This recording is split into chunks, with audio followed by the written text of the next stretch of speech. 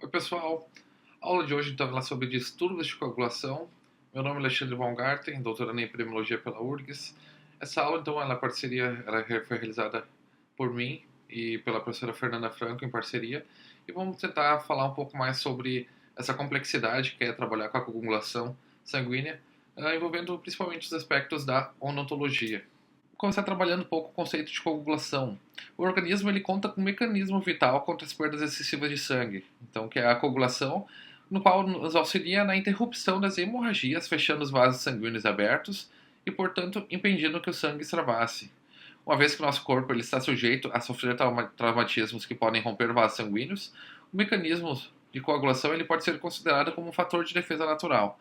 A coagulação do sangue, então, ela depende da interação de muitas moléculas, no que chamamos de cascata da coagulação, e essa cascata ela visa a formação de coágulo sempre com vaso ele é lesado, impedindo que o sangue extravase pela lesão indefinidamente. As alterações de coagulação, elas ocorrem quando os fatores de coagulação se perdem ou estão danificados, ou ainda quando o número ou a função das plaquetas ele está debilitado. Podem ser hereditárias ou se desenvolver a partir de alguma doença ou tratamento com determinados medicamentos. As alterações então, elas podem ser congênitas, por exemplo, as recessivas ligadas ao sexo, ou ligado ao cromossomo X, como por exemplo a hemofilia A ou B. Hemofilia A também quando apresenta alteração no fator 8, ou a hemofilia B quando apresenta deficiência no fator 9, ou, por exemplo, aquelas autossômicas, congênitas autossômicas ligado, como por exemplo a doença de von Willebrand. Ainda, a síntese diminuída de fatores de coagulação, como por exemplo a deficiência de vitamina ou hepatopatias, podem apresentar alterações na coagulação do sangue. Ou, por exemplo, distúrbios plaquetários, como por exemplo a púrpura trombocitopênica imunológica, insuficiência da medula óssea, trombocitopenia hereditárias adquiridas ou induzidas por drogas. Para o tratamento desses pacientes, é muito importante que o cirurgião dentista ele conheça métodos auxiliares de hemostasia na cavidade bucal. A combinação entre a terapia sistêmica de reposição de fatores, quando necessário, e os agentes antifibronolíticos ele pode reduzir significativamente os episódios de sangramento mucosos. Antifibronolíticos tais como o ácido epsiloaminocapróico, comercialmente chamado de Y, e o ácido tranexâmico, transamin, atuam inibindo a proteína ativadora do plasminogênio, impedindo a formação da plasmina, proteína responsável pela lise da fibrina, que é o componente essencial do coágulo. A solução do Y ela é de 200 mg por quilograma de peso dividida a cada 6 horas por via oral, iniciando sempre 24 horas antes do procedimento e podendo ser mantido por até 7 dias após, dependendo do tamanho da cirurgia que o paciente vai realizar. E também o ácido tranexâmico, que é recomendado, que ele é 7 vezes mais potente que o Y, e a dose recomendada é de 25 a 30 mg por quilograma de peso do paciente, de 8 em 8 horas durante o mesmo período. A solução endovenosa ela pode ser também usada topicamente na cavidade bucal como bochecho, uma dosagem de 10 ml da solução durante os 5 minutos antes do procedimento cruento, sendo a gás embebida com a solução sob pressão mantido após a cirurgia no paciente sobre uma exodontia que é realizada, para pegar e conseguir ser realizado a contenção desse sangramento mucoso do paciente. Além disso, o comprimido ele pode ser macerado e misturado com soro fisiológico ou soluções anestésicas, formando assim uma pasta, e colocado em gases sob pressão em cima do alvéolo, por exemplo, se no caso de uma cirurgia. Outros métodos auxiliares de hemostasia na cavidade podem ser utilizados, como por exemplo os agentes cauterizantes por meio do ácido tricloacético a 10%, que pode ser utilizado em pequenos sangramentos gengivais. Ele deve ser embebido em pequenas bolinhas de algodão para que essas sejam colocadas junto à mucosa gengival ali deixadas. Além disso, os splints ou moldeiras de silicones existem trabalhos na literatura especializada que ressaltam o uso do splint como medida de proteção à ferida cirúrgica na cavidade bucal e também como meio de controle de hemorragias secundárias. Estes podem ser feitos de materiais flexíveis, não traumatizantes, e o paciente ele deve ser bem orientado com relação ao cuidado e à higiene do mesmo. Além disso, o uso do gelo ele pode exercer um papel eficiente como meio hemostático local, após traumas ou cirurgias na cavidade bucal, podendo ser utilizado intraoralmente ou extraoralmente durante as primeiras 24 horas do procedimento ou do trauma. Ainda, o cimento cirúrgico ele é um material protetor aplicado sobre feridas criadas por procedimentos e que tem a função de proteger a ferida após cirurgias, obtendo e mantendo uma íntima adaptação dos retalhos de osso adjacente, permitindo um tecido livre de injúrias adicionais durante a cicatrização. Ele promove um maior conforto para o paciente e comodidade no pós-operatório, evitando a formação de tecidos de granulação em excesso e prevenindo na fase inicial o sangramento pós-operatório. Contudo, é sempre importante ressaltar que nós não devemos esperar que ele efetue o estancamento de uma hemorragia. Ele pode ser utilizado em casos mais brandos, também como exemplo dos casos de sangramento gengival, ou mesmo após a esfoliação de dentes descidos quando o paciente apresenta algum problema na coagulação. O outro método ainda muito aplicado é o selante de fibrina, também conhecido como cola de fibrina, cuja principal função é de agente cirúrgico hemostático derivado do plasma sanguíneo. Também promove melhora da cicatrização local, o selamento tecidual e suporte para a sutura. Ele foi desenvolvido para reproduzir a última fase do mecanismo de coagulação com a formação de coágulo estável. Os selantes de fibrinas eles são compostos de fibrinogênio e trombina humanos associados a um antifibrinolítico ou a um inibidor de plasmina, como por exemplo a protinina, que é de origem bovina. Muitos dos selantes eles ainda possuem o fator 8, que quando ativado pela trombina e na presença de íons de cálcio, catalisa as ligações entre as moléculas de fibrina, aumentando a força mecânica do coágulo e diminuindo a sua suscetibilidade à clivagem proteolítica. O selante de fibrina, então, ele é principalmente indicado para preencher cavidades após uma extração dentária, no qual o selante de fibrina ele deve ser colocado dentro do alvéolo dentário de forma a preenchê-lo completamente. A sutura deve ser sempre utilizada, mesmo com o uso do selante, e o uso concomitante da pasta de antifibrinolítico associado ao selante de fibrina. E a sutura ele deve ser considerado frente a um caso, em casos mais complicados, ou dependendo quando a quantidade de sangramento ainda é muito intensa. Então, tu pode utilizar desde o selante de fibrina, com uso de sutura, até o uso de antifibrinolíticos concomitantemente.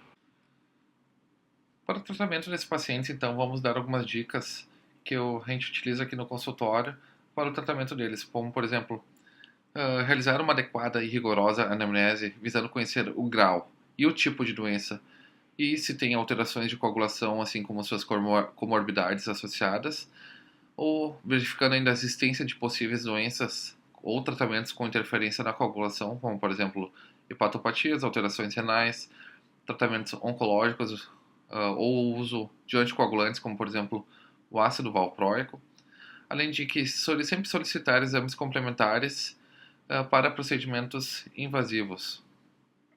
Atentar ainda para os principais sinais e sintomas de coagulopatias, como, por exemplo, petequias, hematomas frequentes, sangramentos por longos períodos após corte, sendo sempre necessário perguntar aos pacientes, ou ainda sangramentos gengivais espontâneos durante o período da anamnese, sempre, mesmo que o paciente não afirme apresentar algum problema de coagulação, realizar essas perguntas básicas para eles.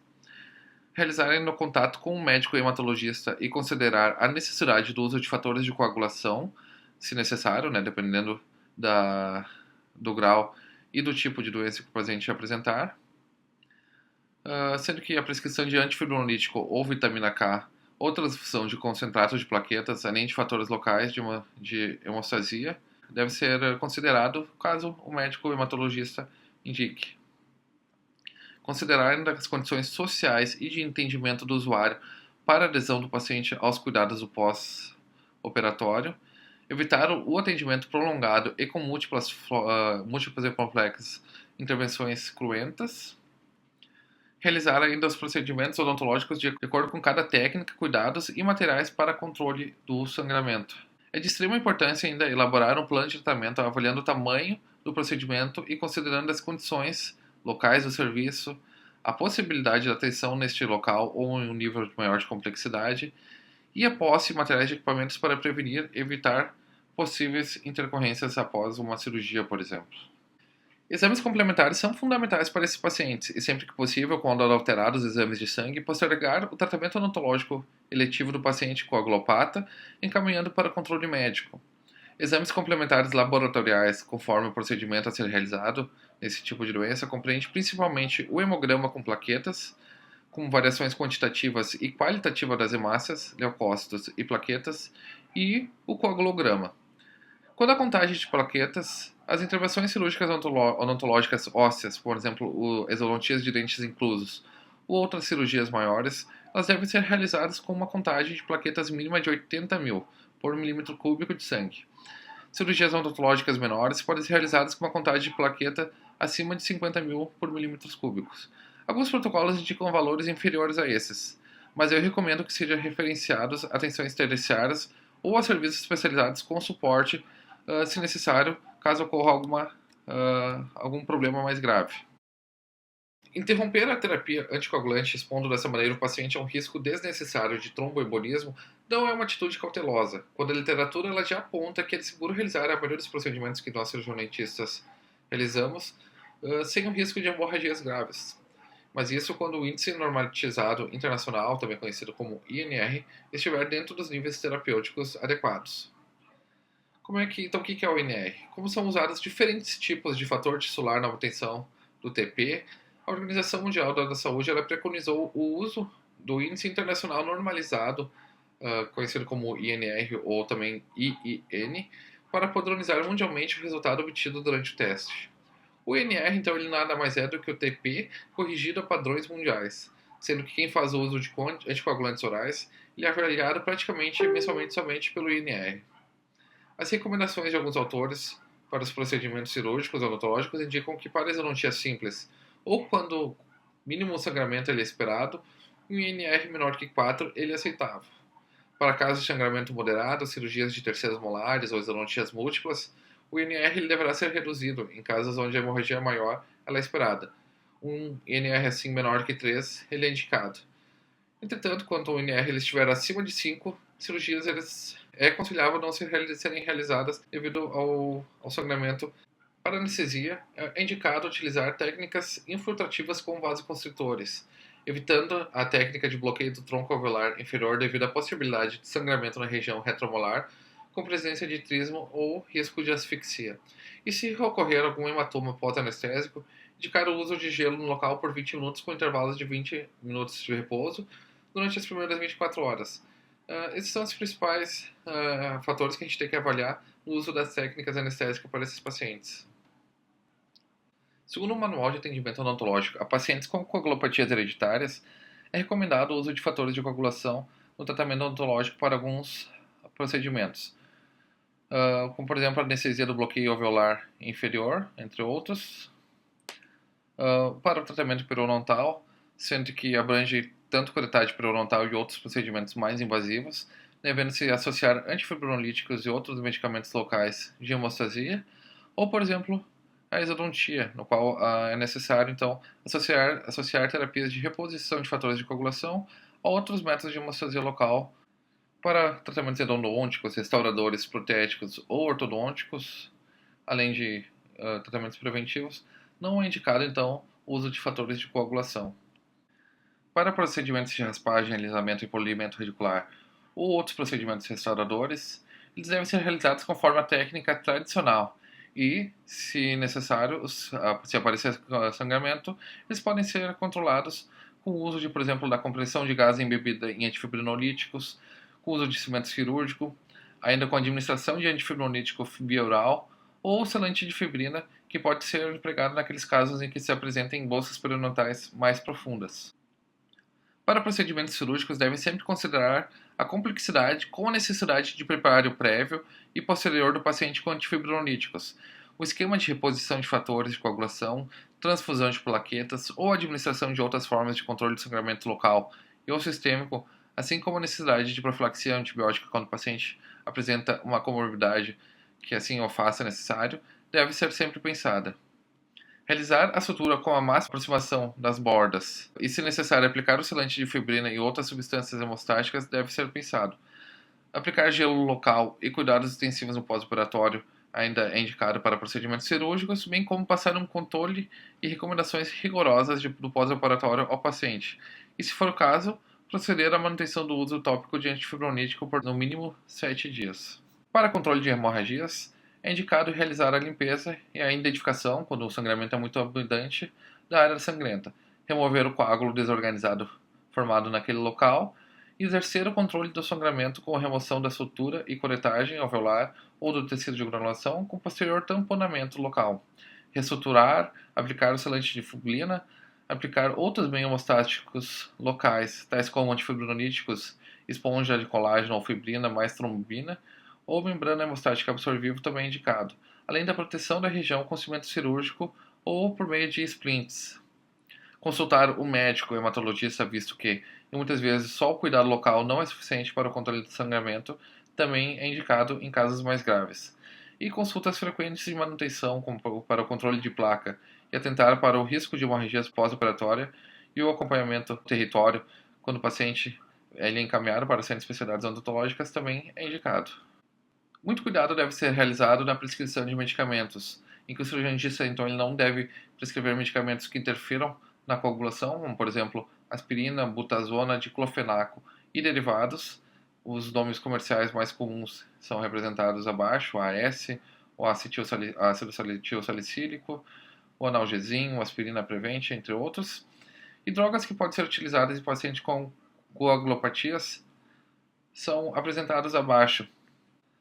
Quando necessária a prescrição de antitérmicos, eles devem ser de derivados da dipirona ou acetaminofém. E, por exemplo, os analgésicos, os que mais indicam são os derivados da codeína, quando o paciente apresenta uma dor mais forte, como por exemplo o Tilex ou Codex.